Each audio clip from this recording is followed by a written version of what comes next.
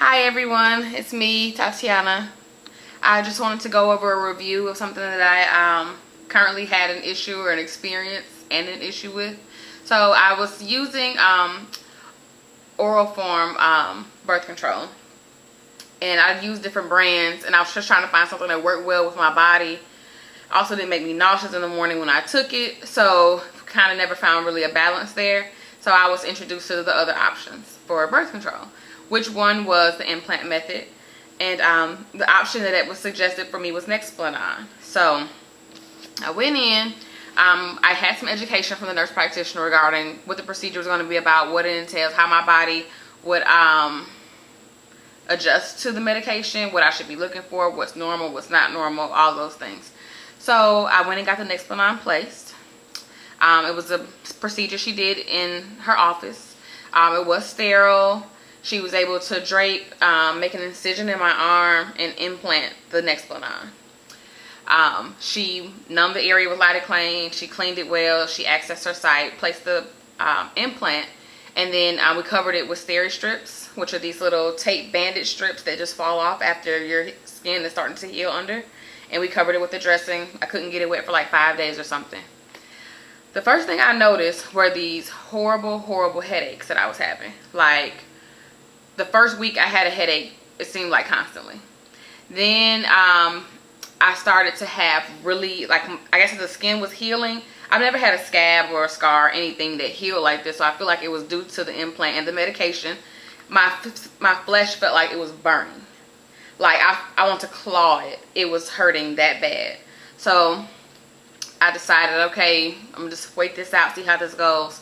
First 2 to 3 months, no problem. From there on out, it was a problem until I got it removed, up until like a few weeks ago. So I was having irregular and heavy bleeding. It was just a nuisance. The headaches, the heavy bleeding, the spotting on and off. I mean, it was just insane. So I was told to wait 6 months, see how my body does. It didn't do any better. She said, well, give me a few more months. Let's see how it does. So I was willing to try because I had it implanted, went through all that trouble. So I said, let me wait it out and see what it does. Nothing it was supposed to do but aggravate me and become a nuisance in my life. So I had it removed.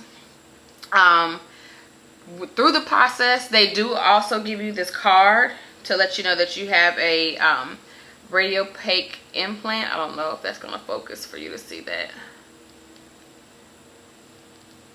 but they give you this card, and this card here just says when you had it put in, and it has like the information regarding the particular like the lot number and where it was manufactured and all those different things. All this information is on there.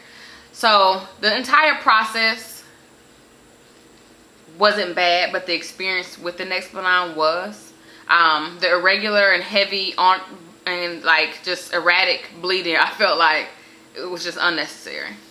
So I would suggest that if you could try something else, please do not get this.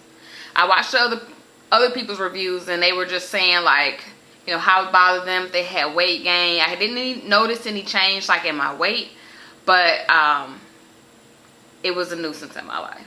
So don't do it.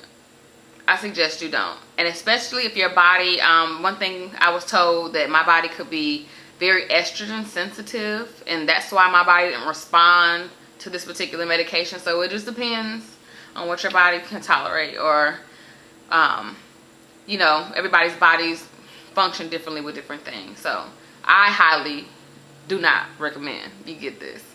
If you want to try it, that's at your own will, but I highly recommend that you don't.